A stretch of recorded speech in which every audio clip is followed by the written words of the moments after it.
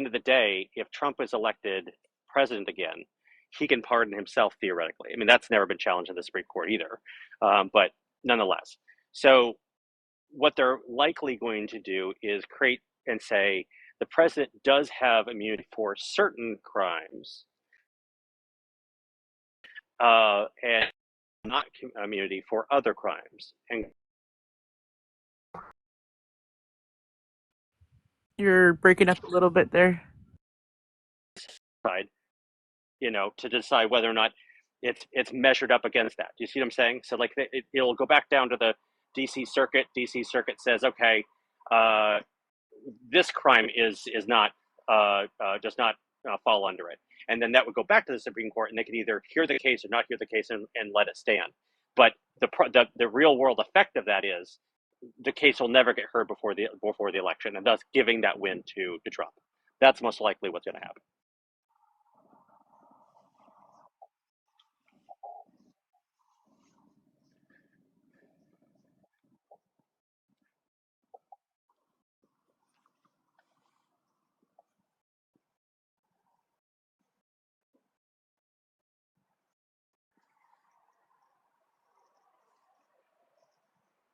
Yep.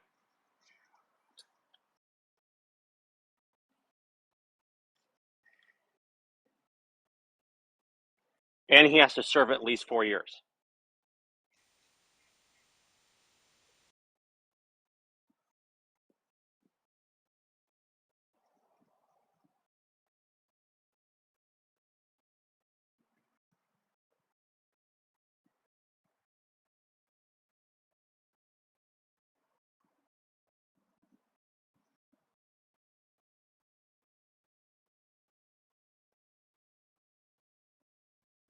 Yeah, I agree. I think the strongest case is the documents case, but it's not the strongest jury pool, and that's the problem. You kind of have the idea of getting a fair, balanced jury that could potentially convict him in Broward County is hard. But the real risk for Trump, as we've kind of outlined, is the 4 year minimum. Is it's a RICO case. I mean, that's the real deal, man. I mean, if I'm going up against any charges, against myself, the last one I want is a RICO case, because normally in every other case that I have to do, you have to be able to put, it's like a game of Clue, right? You have to be able to put the murder weapon in my hand, and it's Professor Plum with the wrench in the library, right? RICO doesn't care about that. RICO is you have the wrench and you were in the library, but all I have to know is that you're a part of my enterprise, and that's the ball game.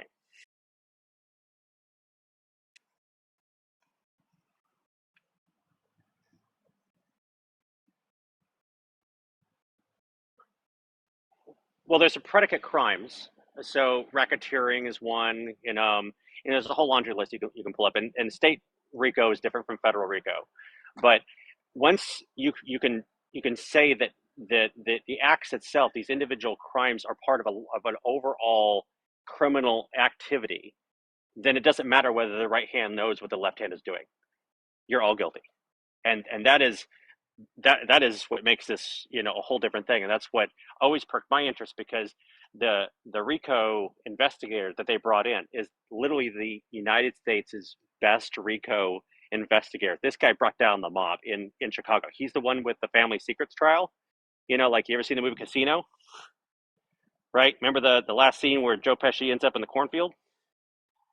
Yeah, yeah. That's the family secrets trial. So this guy brought down that, and Atlanta hired them, or Fannie Willis hired that dude to come in and build the RICO case. So we knew it was going to be RICO before she announced it was going to be RICO.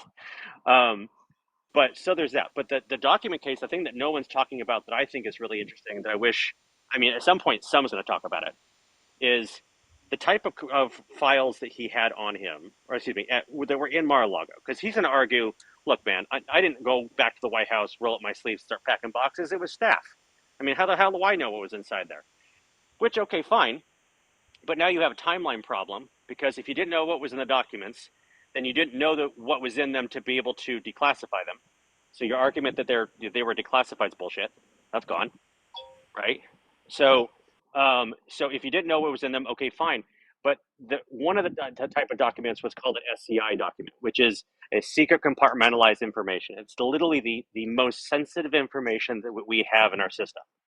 So that stuff has a literal human babysitter that walks the document around, right? So so the document was checked out at NSA, put into a car, driven to the White House, got out of the White House, goes into the SCIF, signs in at the SCIF, John Smith signs in the document. And then it leaves the SCIF and goes to some other place and comes back and then signs out and signs in. There's a sign out sheet that is going to be associated with that document for its entire life. So at some point, someone's going to pull that sheet and go, okay, well, it left NSA, it got to the White House, it left this SCIF and never came back. And whoever's job it was to be the babysitter that day is going to jail for 30 years. Flat out.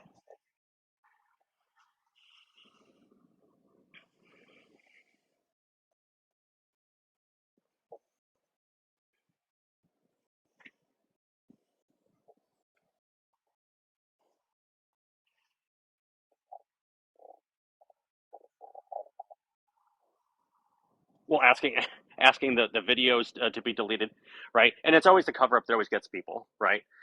He doesn't have to know what's there. He just the problem is that he signed a document through his lawyers in May of 22, or excuse me, 23, yeah, 23, where he said there are no more documents here, and then at the same day was telling his staff to move the boxes, and then the next 3 days after that asked the maintenance guy to delete the video of them moving the boxes. I mean, that's a real problem, right? but but back to the guy who's going in for 30 years, right? That guy has got, whoever that guy is, or guy or gal, right? That person has 30 years worth of reasons to be cooperative with federal investigators, because that person has a one hell of a story to tell. Now, it could exonerate the president. It could not exonerate the president. I mean, he could get out there and say, "Listen, I walked in the Oval Office. I showed him the document, and he said, I, on behalf of the United States, I declassify that document and give it to me. I'm taking it to Mar-a-Lago." If that's his testimony, then we don't have a case, right? If his testimony is, "Yeah, I took it out of there and the staff grabbed it from me and stuck it in the box," you're still going to jail. That person's going to jail for espionage. But that now we're off to that staff member, and that staff member is now going to be going to jail. And what is that person going to say? Because does that person say? I mean, you just follow the trail up. That's what's so easy about this, is that it's not just a simple case of a document. There's a paper trail, a literal paper trail of where that document was, whose responsibility it was to hold it, how did it get from a SCIF in the White House to a box in a bathroom in Mar-a-Lago? And that is the $1 million question.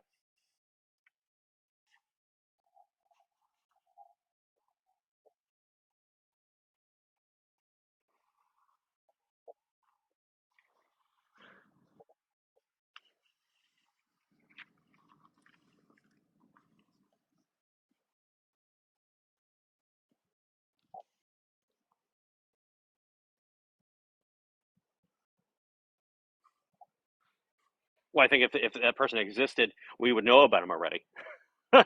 I'm saying if that position was existed, right? But here's the other thing: is there's no such thing as a declassified document or a classified document. Classified documents don't exist. Information in documents that is classified exists, and it's fluid. 1 month, the information could be declassified, and then it could be reclassified, and so it isn't a permanent fixture in time. It moves with time. So if they take the document and they say, "All right, I'm going to go declassify the information in this," then the procedure is that it goes back to the agency that is responsible for it, and then they will redact the parts that are still classified or not, and then keep a copy that says, "This is at this specific time. This is what this document looked like." And then if it changes over time again, they'll go back and change it, accordingly. But so it isn't like, I could just wave my magic wand and say, poof, this whole document is declassified. Because the letter A isn't, or the letter the, or the word the is not a classified word, you know, but your name might be, if you're an asset, right? So, but maybe you're an asset this month and maybe not next month. Maybe you retired from CIA and you're no longer an issue, but next month you find out, I really hate retirement. I'm coming back into the service and you're going to ship me off to Syria. Now you are back to being an asset, and I got to put your name back on the no list. So at the end of the day, his argument about it being declassified is really bizarre, especially since he claims that he didn't know what was inside the boxes. So you can't declassify a document you didn't know existed, or at least what was on the document. So, gentlemen, all these legal technicalities aside, it's like that optically, doesn't it just seems that this, persecution is politically motivated, which is in the realm of Banana Republic?